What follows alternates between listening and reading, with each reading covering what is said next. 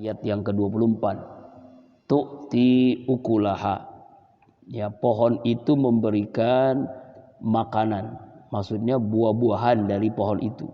Kulahinin pada setiap masa biizni rabbiha dengan izin Allah Tuhannya, penciptanya.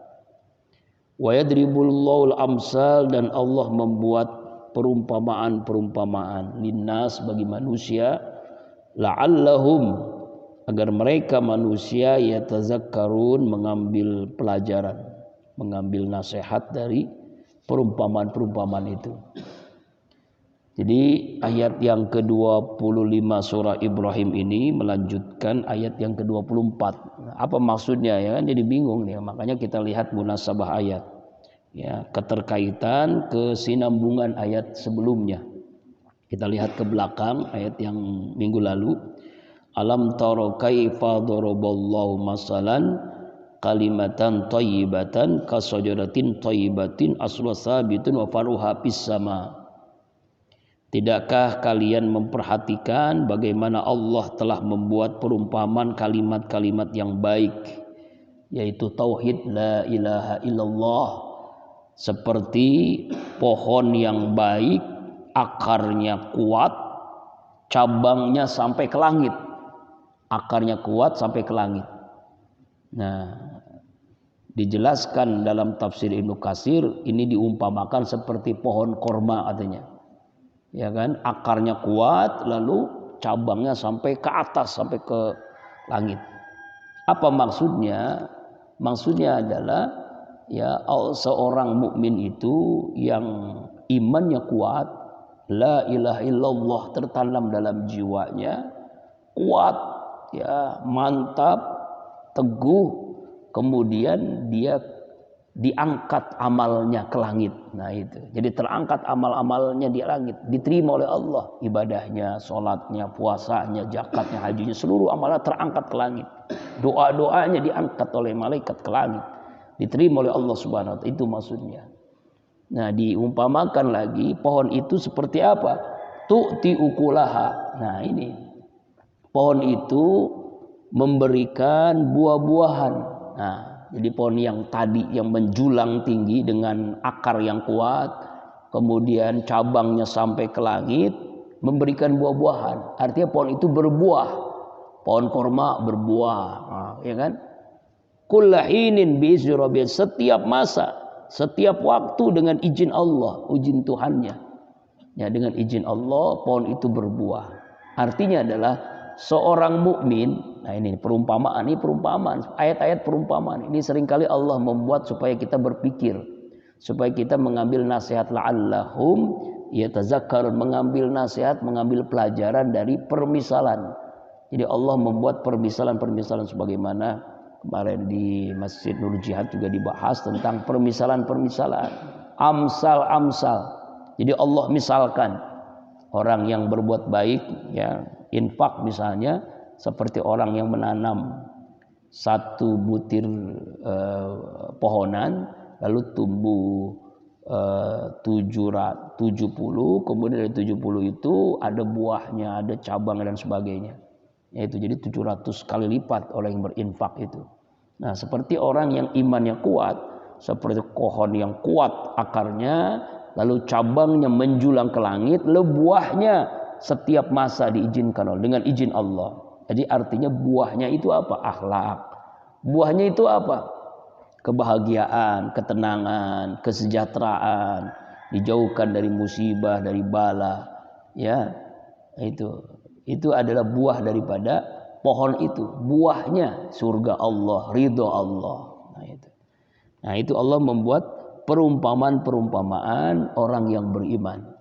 Ya, imannya seperti pohon yang kokoh, yang kuat akarnya, cabang yang menjulang ke langit, yaitu diterima oleh Allah Subhanahu wa ta'ala. Doa-doanya diterima, amal ibadahnya diterima, karena akarnya yang kuat, iman yang kuat. Artinya inilah pentingnya kita kuatkan iman kita dengan mengucapkan kalimat la ilaha illallah tertanam dalam jiwa kita. Wala tamutunna illa wa antum muslimun, jangan kalian mati kecuali dalam keadaan Islam. Jadi ini ibaratnya pohon yang kokoh, yang kuat, yang akarnya sampai ke bawah ke bumi, yang tidak bisa digoyahkan. Kemudian cabangnya sampai ke langit, diterima amalnya. Buahnya adalah ridho Allah, surga Allah. Berbuahlah, tu'ti ukulaha. Ini perumpamaan. Jadi orang beriman itu imannya kokoh, imannya kuat. Apapun badai yang terjadi, kesusahan hidupkah, kemelaratan, sakit, musibah yang terjadi pada dirinya tidak menggoyahkan imannya. Itulah iman orang yang beriman, seperti pohon yang kokoh, yang kuat akarnya.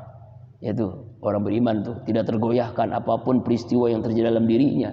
Apapun peristiwa apapun, dalam masalah apapun dialaminya, tetap imannya kuat. Tidak digadaikan iman yang berlian, intan yang sangat berharga itu. Inilah perumpamaan seperti pohon. Lalu bagaimana perumpamaan orang yang kafir?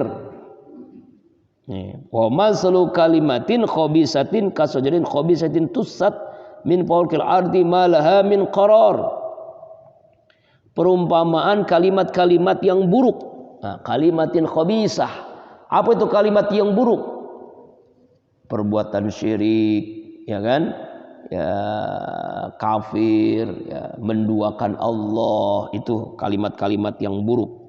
Kufur, syirik, segala perkataan yang tidak benar, perbuatan yang tidak baik, kemaksiatan, perbuatan dosa, ya itu. Apa seperti apa? Kasojorotin, seperti pohon khabisah, yang buruk, yang jelek. Ya, khabisatin tusat, yang telah dicabut. Pohon yang jelek, yang gampang dicabutnya, akarnya itu nggak kuat, nggak kokoh, rapuh akarnya. Bisa jadi akarnya itu dimakan rayap kah, atau pohon apa nih kira-kira? Pohon rumput lah ya, rumput yang gampang dicabut begitu. Ya, min fawqil ardi, di atas permukaan bumi. Malaha min qarar, yang tidak baginya ketetapan, ketegakan, tegak. Jadi pohon itu nggak tegak. Sedikit pun. Apa maksudnya? Jadi perumpamaan kalimat-kalimat yang buruk. Tadi kan para perumpamaan kalimat yang baik, orang beriman, la ilaha illallah, iman yang kuat seperti pohon yang kokoh. Orang kafir, iman yang nggak ada, ya diibaratkan seperti pohon yang mudah dicabut dari akar-akarnya. Kenapa? Karena tidak kokoh, tidak kuat. Nah, seperti pohon apa nih, Pak? Kayak pohon rumput lah, rumput yang gampang dicabut, yang akarnya itu sudah busuk dan sebagainya, ya. Atau pohon apa yang gede tapinya gampang dicabut karena sudah busuk akarnya, ya. Singkong. Kalau singkong mah gampang, susah juga singkong ya. Ya kira-kira pohon rumput lah ya. Kalau singkong mah susah juga, ada yang ada yang susah ya. Ada hasilnya singkong mah. Ini nggak ada hasilnya, rapuh, rusak, akarnya itu rusak. Itulah orang kafir. Dia berdoa, dia ibadah, nggak ada nilainya di hadapan Allah. Dia berbuat baik misalnya, dia sedekah, dia berbagi kepada orang, tapi karena nggak ada iman, rapuh. Itulah pentingnya iman, pentingnya akidah, pentingnya tauhid dalam dirinya, ya. Nah ini diumpamakan. Jadi Allah membuat perumpamaan, orang mukmin pohonnya kuat, orang kafir pohonnya rapuh, akarnya mudah dicabut. Ya perumpamaan pohon. Jadi masya Allah, ini indahnya Al-Quran. Jadi untuk kita mengambil pelajaran, untuk mudah kita pahami, jadi Allah membuat perumpamaan-perumpamaan yang ada di sekitar kita, yang kita bisa lihat,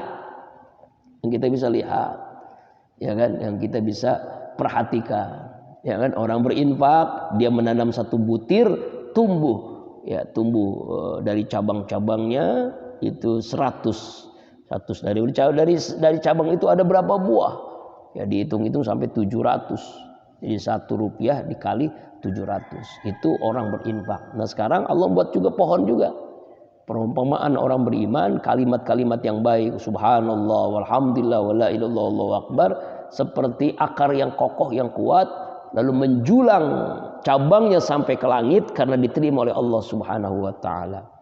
Orang kafir, dia seperti pohon yang rapuh, akarnya mudah dicabut, ya karena tidak tegak, ya tidak tegak sedikit pun, gampang dicabut oleh anak kecil pun mampu. Ya kenapa? Karena akarnya rapuh. Nah gitulah orang kafir. Orang kafir itu walaupun dia kaya misalnya, jabatannya tinggi, ya kita di dunianya kelihatannya baik, ngomongnya baik misalnya ya, atau juga dia suka baik kepada tetangga, tapi seperti akar yang rapuh yang nggak ada apa-apanya. Kenapa? Karena nggak punya pegangannya nggak ada tauhid, nggak ada keimanan kepada Allah Subhanahu Wa Taala. Karena dia kafir, dia percayanya kepada Tuhan selain Allah. Nauzubillahi min zalik. Ini ayat 26 di antara maksudnya seperti itu Pak ya. Yusabbitullahu alladzina amanu bil qawli tsabit. Nah sebelum ayat 26 tadi saya sempat baca panjang sekali tentang orang-orang yang dijelaskan di dalam ayat ini, dalam hadis Rasulullah SAW, orang yang meninggal, keadaan orang yang meninggal, keadaan orang yang di alam barzah, orang mukmin dan orang kafir. Jadi ketika menjelaskan ayat ini, Ibnu Katsir menjelaskan tentang keadaan orang yang mati meninggal, orang mukmin dengan orang kafir. Orang mukmin itu malaikat-malaikat thayyibin, ya, malaikat-malaikat yang baik datang mengucapkan salam, lalu diperlihatkan Allah keindahan surga, kenikmatan surga, lalu dicabut dengan sangat mudahnya masuk ke alam barzah ya alam penantian sampai kiamat, lalu ditemani dengan orang-orang yang bagus seperti tidurnya pengantin, ya, wanita yang cantik, kemudian laki-laki yang baik gitu ditemani, jadi tidurnya nggak sendiri. Lalu ketika bertanya siapa ini, inilah amalmu, inilah sholatmu, inilah puasamu, inilah baca Al-Quranmu, inilah zikirmu, inilah sedekahmu, inilah infakmu. Jadi dijadikan teman-temannya di alam barzah. Tidak sendiri dia di alam barzah, enggak sendirian. Temannya adalah amal dia. Beda dengan orang kafir. Ketika dicabut, diumpamakan itu seperti mencabut sesuatu yang sangat susah sekali, sangat sakit sekali. Ya, Allah Akbar walillahil hamd. Nauzubillahi min zalik. Kemudian datang malaikat dengan wajah yang hitam, yang sangar gitu. Padahal sama-sama malaikat.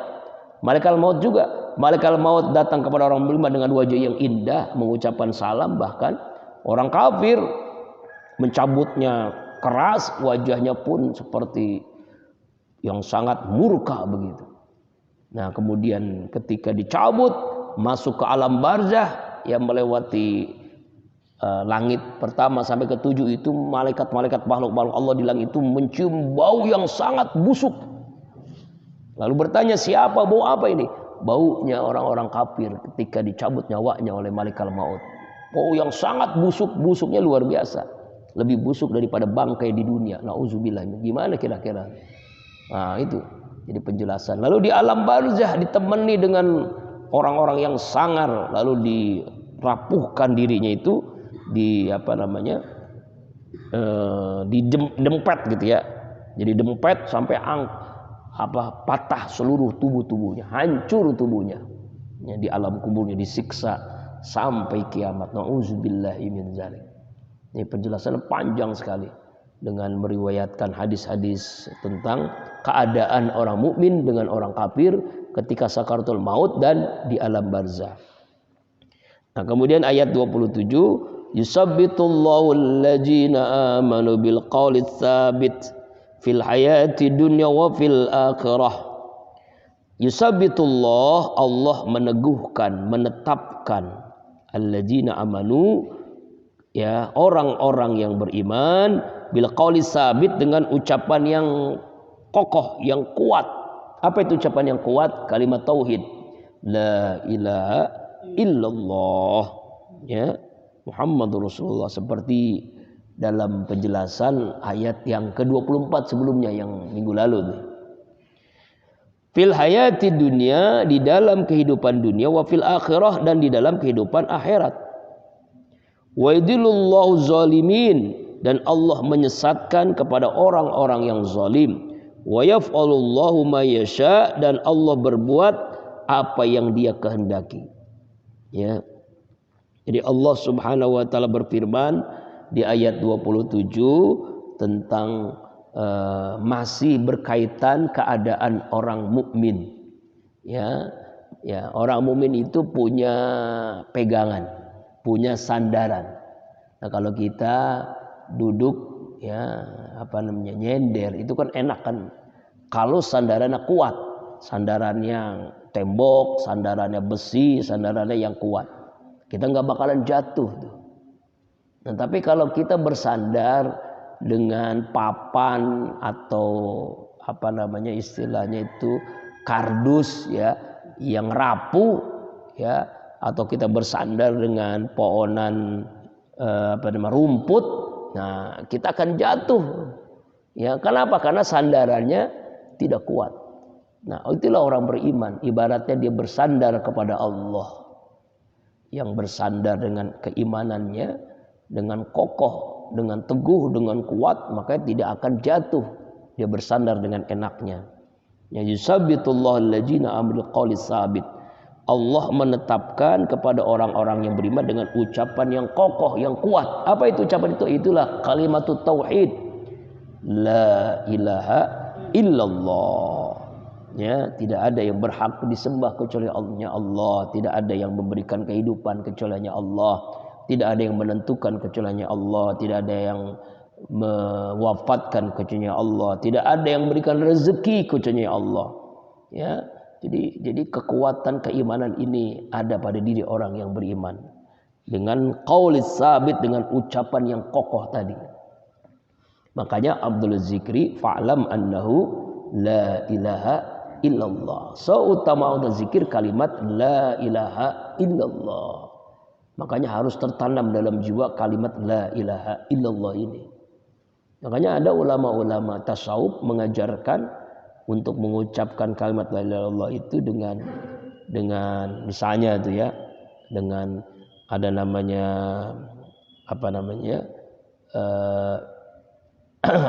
aliran-aliran tasawuf tuh kan, dengan mengucapkan la di bawah dulu la ilaha illallah, Allahnya itu baru dimasukkan ke hati begitu. Lalu ada yang menggerakkan kepalanya la ilaha illallah ke atas, kemudian ke bawah, ke kanan, ke kiri, baru ke atas, ke bawah. Nah, itu juga cara untuk apa? Sebenarnya intinya adalah memasukkan kalimat Allah itu ke hati kita. Makanya man akhir kalami la ilaha illallah fadkhulal jannah. Siapa orang akhir hidupnya mengucapkan kalimat la ilaha illallah, dijamin masuk surga. Ya, kita masih mudah nih mengucapkan. Kenapa? Karena kita belum menghadapi sakaratul maut. Tapi ketika seseorang itu menghadapi sakaratul maut, bisakah kita mengucapkan kalimat itu? Itulah yang kita inginkan. Jadi cita-cita terakhir kita di dunia adalah bisa mengucapkan kalimat la ilaha illallah. Makanya caranya biasakan dalam kehidupan kita selalu ingat Allah, agar kita ketika akhir hidup mengucapkan kalimat la ilaha illallah. Fil hayati dunia wa fil akhirah, di dalam kehidupan dunia dan dalam kehidupan akhirat. Jadi orang beriman itu mengucapkan kalimat la ilaha. Makanya miftahul jannah la ilaha illallah. Jadi pembuka kuncinya surga adalah kalimat la ilaha illallah. Ya kan? Bahkan selesai wudu pun kita selalu mengucapkan kalimat asyhadu an la ilaha illallah wahdahu la syarikalah. Ya kan? Dalam azan juga kalimat la ilaha illallah. Dalam salat juga. Ya kan? Ketika kita tahiyat asyhadu an la ilaha illallah. Makanya Imam Syafi'i menyatakan dalam mazhabnya itu kita disunahkan menggerakkan jari kita ketika tahiyat la ilaha illallah. Jadi jarinya digerakkan ketika Allahnya itu. Nah itu supaya apa? Supaya semakin kuat dalam hati kita. Bil qauli sabit. Wa yadillullahu zalimin, dan Allah menyesatkan orang-orang yang zalim. Orang zalim itu semakin hari semakin sesat dia selama-lamanya. Karena dia zalim maka Allah sesatkan. Ya, zalim kepada dirinya, zalim kepada keluarganya, zalim kepada ulama, apalagi zalim kepada rakyatnya. Nah, ini maka Allah sesatkan orang-orang yang sudah zalim ini.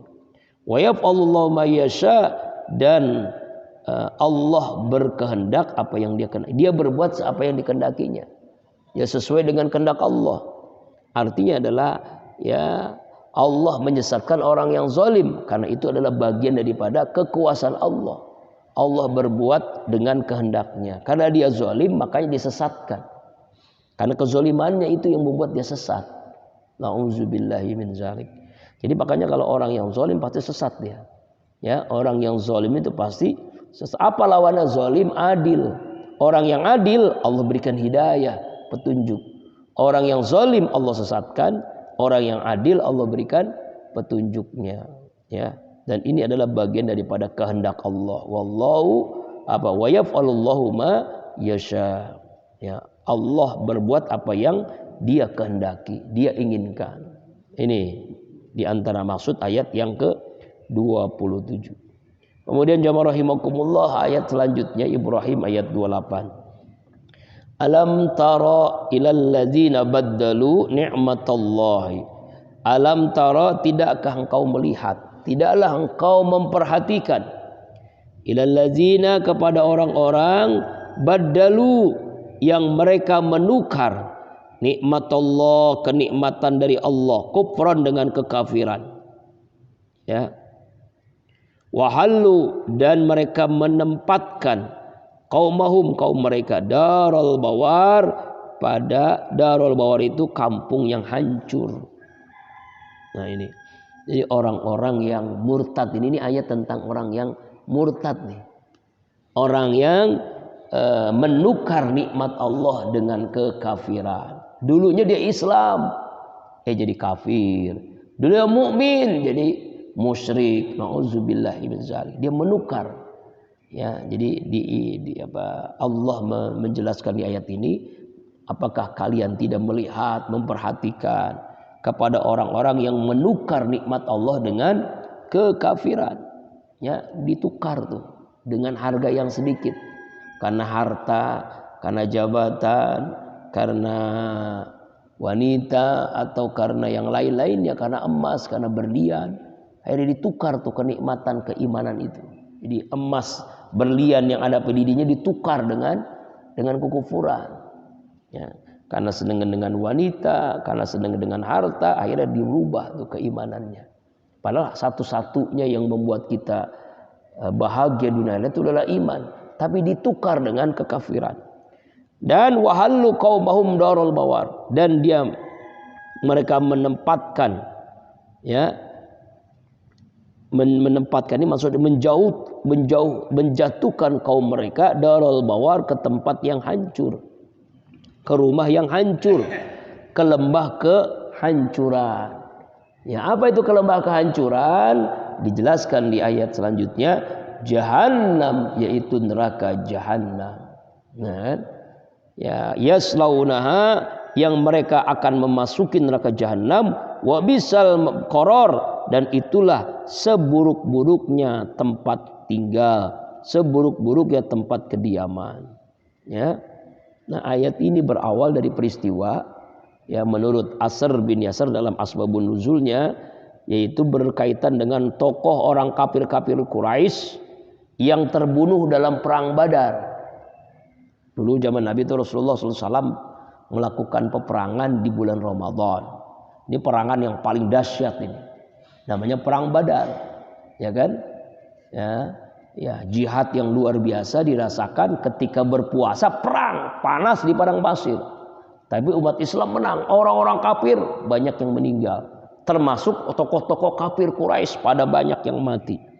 Ya, makanya ya mereka itu berkorban dengan hartanya, dengan jabatannya, dengan uangnya untuk membeli alat perperangan. Tapi mereka mati. Matinya adalah mati mengarah kepada tempat yang paling buruk, yaitu neraka Jahannam. Ya, mati dalam keadaan kafir, masuk neraka Jahannam. Jadi yang mereka lakukan ini sia-sia selama ini. Bahkan membuat dia masuk ke dalam neraka. Itu berawal dari peristiwa perang Badar. Tokoh-tokoh kafir Quraisy banyak meninggal, turunlah ayat ini. Ya, turun ayat ini. Jadi Allah menjelaskan di ayat yang ke-28 dan 29 ini tentang keadaan orang kafir itu begitu. Ya, dia menukar nikmat Allah dengan kekafiran. Allah telah berikan nikmat sehat, nikmat panjang umur, tapi mereka menukar dengan kekafiran. Nauzubillah min dzalik. Ya Pak ya. Jadi berawal dari peristiwa perang Badar. Tokoh-tokoh kafir meninggal dunia dalam perang Badar. Ya, dia mempertaruhkan harta nyawanya tapi mati, dan mati masuk ke dalam neraka Jahannam. Dan itulah sejelek-jeleknya koror, ya, tempat yang sejelek-jeleknya, wa bisal koror, tempat menginap, tempat kediaman yang paling buruk, yaitu neraka Jahannam. Nauzubillahi min dzalik. Nah ini. Atau juga bisa jadi dianya dulunya beriman, lalu dia tukar dengan kekafiran, ya, dia murtad namanya. Yang dulu tuh yang belum lama ditangkap tuh pendeta tuh si Kece itu kan, namanya Kece itu. Nah itu kan dia dulunya dia orang Islam, lalu dia murtad masuk ke dalam agama Kristen, lalu menjadi pendeta. Nah jadi pendeta dia bongkar tuh tentang hal-hal yang menurut dia jelek, dibongkar tuh tentang apalah Quran inilah, kitab inilah. Waduh, ya Allah, itu kan pakai peci lagi ya. Yang dulunya Islam, yang namanya kan bagus kan ya. Iya, masuk ke dalam Kristen, agama kufur kan, murtad namanya. Dia menukar kenikmatan Allah dengan kekufuran. Ya, maka mereka menempatkan tempat yang darul bawar, ya, tempat yang hancur, yaitu neraka Jahannam. Nauzubillahi min dzalik. Jamaah rahimakumullah, kita lanjutkan ayat yang ke-30. Ini dulu mulai ngantuk ngaji nih ya. Wa ja'alu lillahi andada liyudilla an sabilih. Wa ja'alu, dan orang-orang kafir itu menjadikan lillah, bagi Allah, andadan, sekutu-sekutu, tandingan-tandingan. Liyudillu an sabili, agar mereka bisa menyesatkan manusia dari jalan yang benar, dari jalan agama Allah Subhanahu wa ta'ala. Qul, kata Allah Muhammad, tamatta'u, bersenang-senanglah kalian di dunia ini. Fa inna masyarakum minan nar, kan sesungguhnya tempat kalian adalah neraka. Auzubillahi min dzalik. Ya. Jadi orang-orang kafir itu ya menjadikan tandingan-tandingan bagi Allah, sekutu-sekutu bagi musuh bagi Allah. Wa jalulillahi andada. Jadi sebenarnya orang-orang yang menyembah selain Allah itu menjadikan Tuhan tandingan, ya kan? Ada yang namanya Yesus, ada yang namanya Buddha, patung, Hindu dan sebagainya, itu kan tandingan. Jadi ada Tuhan selain Allah, ada Tuhan, semua Tuhan. Jadi tandingan Allah, ada Tuhan-Tuhan yang lain. Jadi orang-orang kafir itu waktu itu menjadikan berhala-berhala itu sebagai tandingan Allah. Lillahi andada.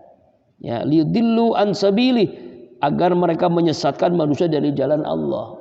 Jadi supaya apa? Supaya orang-orang Islam yang sudah masuk Islam itu supaya sesat, supaya masuk kembali ke dalam agama mereka, nenek moyang mereka, menyembah patung lagi, menyembah berhala-berhala lagi. Tujuan mereka itu begitu. Jadi orang-orang kafir menjadikan Allah sebagai tandingannya, sebagai sekutu-sekutu baginya. Ya. Tujuannya adalah supaya orang menyembah selain Allah, supaya orang jauh daripada agama Islam. Itu intinya itu Pak ya, ansabilih. Makanya Allah memerintahkan Nabi Muhammad, kul, kata Nabi Muhammad, tamatta'u, ya, bersenang-senanglah kalian di dunia ini. Senang-senanglah kalian dengan harta kalian, dengan jabatannya, dengan emas berliannya, dengan wanita-wanitanya. Silakan kalian senanglah di dunia ini. Fa inna masyarakum minan, sungguh tempat kalian adalah neraka. Jadi bersenang, itu namanya istidraj. Maka jangan sampai kita mengatakan, "Oh, enak tuh orang kafir, kaya-kaya, uangnya banyak-banyak." Istidraj itu. Istidraj itu artinya nanti siksaannya lebih berat lagi. Semakin banyak nikmat di dunia, nanti di akhirat semakin berat siksaannya. Istidraj, diundur-undur gitu. Nantilah, coba lihat nantinya. Nah, ya, tunggu nanti di akhirat bagaimana keadaan orang kafir. Senang-senanglah. Makanya walaupun ada yang mengatakan hadis ini diperdebatkan kesohihannya, tapi paling tidak menjadikan pelajaran. Ya kan, Jadi penjara dunia ini penjara orang mukmin, ya kan, surga bagi orang kafir, ya. Dalam pengertian silahkan kalian menikmati itu, ya, seindah-indahnya uang yang banyak, kemewahan-kemewahan dan sebagainya. Tamat tahu, silahkan nikmati, senang-senanglah kalian dengan yang kalian punya, ya kan. Harta kalian hamburkan, silakan senang-senanglah. Sesungguhnya tempat kalian adalah neraka. Yang bahkan ada orang kaya tuh, ada di mana tuh saya pernah lihat dulu di media sosial YouTube, ya, orang kafir saking kayanya dia mati itu, ya, dia memang berwasiat kepada keluarga, kalau saya mati itu harta saya harus disatukan ke dalam tubuh saya, ya. Jadi dia mati Pak tuh, emasnya, berliannya, di kalung-kalung emasnya dipakein semua. Itu lagi mati tuh. Kalau kita kan Islam tuh orang mati kan pakai kain kafan, udah mah enggak, dipakai semua itu, kayak emasnya, kalungnya, cincinnya dipakai semua. Padahal orang-orang laki-laki gitu, ya Allah, kalungnya, wah, semuanya itu. Allah. Makanya kalau ketahuan itu kuburannya bisa dibongkar sama maling. Ya Allah ya Rabbana. Ya rahimakumullah. Itu Pak ya. Silakan kalian senang-senang. Orang kafir silakan senang-senang kalian. Kenapa? Ponis Allah ini, Allah yang ponis nih. Karena tempat kalian adalah neraka. Masirakum ilan nar. Tempat kembali kalian adalah neraka. Nauzubillahi min. Jadi kita jangan iri hati, dengki kepada orang kafir. Wah, sholat enggak, puasa enggak, apalagi pokoknya dia kafir yang nyembah Tuhan selain Allah. Tapi hidupnya mewah, hidupnya kelihatan wah, pokoknya inilah kayaknya gitu. Itu istidraj Pak ya. Itu ujian keimanan bagi kita. Kita tergiur dengan kehidupan mereka enggak atau enggak. Makanya kita harus yakini mereka itu adalah neraka tempat kembalinya. Itu hanya kesenangan di dunia saja. Di dunia walaupun dia senang, walaupun emasnya banyak, berliannya banyak, hanya berapa tahun sih? Paling-paling 90 tahun, jarang lah ya. 80 tahun, jarang juga. 70 tahun lah. Ya kita anggap 70 tahun usianya. Paling cuma berapa tahun dia mendapatkan kesenangan. Tapi di akhirat, nauzubillah, selama-lamanya. Siksaan Allah itu selama-lamanya. Bukan 70 tahun, bukan 80 tahun. Tapi selama-lamanya. Jadi hanya sebentar saja dia menikmati kesenangan di dunia ini. Ya tuh. Qul, katakan oleh Muhammad, ayat 31 sebagaimana penjelasan yang sering kali saya sampaikan. Kalimat qul ini berulang-ulang, ini untuk mematahkan ungkapan orang-orang kafir bahwasanya Quran itu buatan Muhammad, buatan Rasulullah. Maka dengan kata qul itu mematahkan, kata oleh Muhammad, artinya Allah berfirman supaya dikatakan kepada Rasulullah SAW. Begitu maksudnya. Ini firman Allah, bukan ucapan Muhammad. Li ibadiyalladzina amanu, katakanlah kepada orang-orang hamba-hambaku yang beriman. Nah kalau tadi kan orang kafir nih, nah, sekarang Allah merintahkan katakan kepada orang beriman, hamba-hambaku. Makanya kalimatnya li ibadi, hamba-hambaku. Siapa dia? Alladzina amanu, orang-orang yang beriman, yang imannya kokoh, yang kuat. Yuqimus salata, yang mereka mendirikan salat, tidak pernah ditinggalkan salatnya, salat wajibnya, salat sunnahnya, qobliyah, ba'diyahnya, tahajud, duhanya dan sebagainya. Dilaksanakan salat, dia dirikan salat. Wa yunfiqu mimma razaqnahum, dan mereka menginfakkan sebagian rezeki yang kami berikan kepada mereka. Sebagian rezekinya ada yang namanya zakat, ada yang namanya infak, ada yang namanya sedekah, ada yang namanya wakaf, ada yang namanya amal jariah.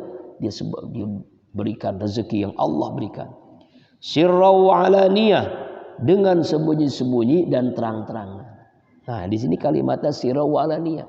Jadi bolehkah kita sedekah terang-terangan? Boleh. Bolehkah kita sedekah sembunyi? Boleh. Jadi dua-duanya boleh. Kita nggak boleh suzon sama orang. Sedekah sembunyi agar kita jadi orang ikhlas. Sedekah terang-terangan agar mengajak orang lain supaya sedekah. Kan boleh kita ngumumin seorang ini sedekah sekian juta. Supaya apa? Orang lain terpacu semangat supaya sedekah. Begitu. Namanya apa tuh? Fastabikul khairat, berlomba-lomba dalam kebaikan, mengajak orang supaya ikut bersedekah karena kita bersedekah begitu. Bukan maksudnya riya, beda. Yang penting niatnya ikhlas. Maksudnya adalah mengajak. Kalau mengajak itu kan gak mungkin sembunyi-sembunyi.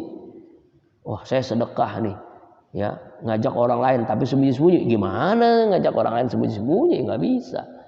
Ngajak orang lain ya harus terang-terangan, gitu Pak ya. Jadi boleh sedekah itu sembunyi-sembunyi, sirron dan terang-terangan. Jadi yang nggak boleh bagaimana? Yang nggak boleh nggak sedekah, gitu. Yang nggak boleh yang nggak sedekah, gitu. Jadi boleh mau sembunyi silakan, mau terang-terangan ya, dalam rangka sirron supaya orang lain nggak tahu, alaniyah dalam rangka supaya orang lain mengikuti sedekah kita sebagai bagian daripada dakwah, mengajak orang lain supaya ikut bersedekah, maksudnya begitu. Min qabli ayyatiya yaumul la bain fi wala khilal, dari sebelum datang nanti pada hari la bai'un, tidak ada jual beli, fihi di dalamnya, wala khilal dan tidak ada juga persahabatan. Kapan itu? Di hari kiamat. Di hari kiamat itu orang nggak ada jual beli lagi kan. Di hari kiamat nggak ada lagi orang yang bisa membantu. Jangankan persahabatan, keluarga aja berpisah. Seorang ayah tidak bisa membantu anaknya, seorang anak tidak bisa membantu orang tuanya.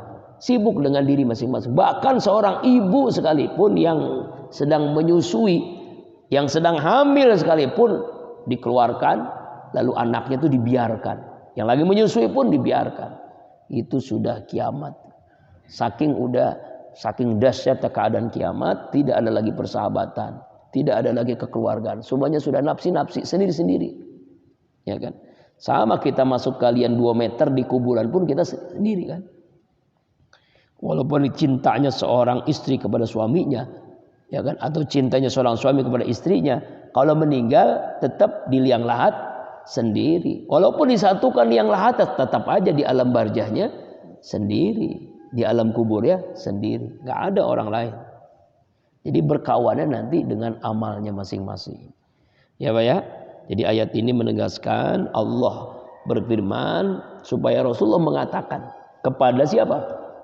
Orang beriman, orang yang mendirikan sholat, orang yang berinfak, ya, dengan rezeki yang Allah berikan, baik sembunyi-sembunyi atau terang-terangan.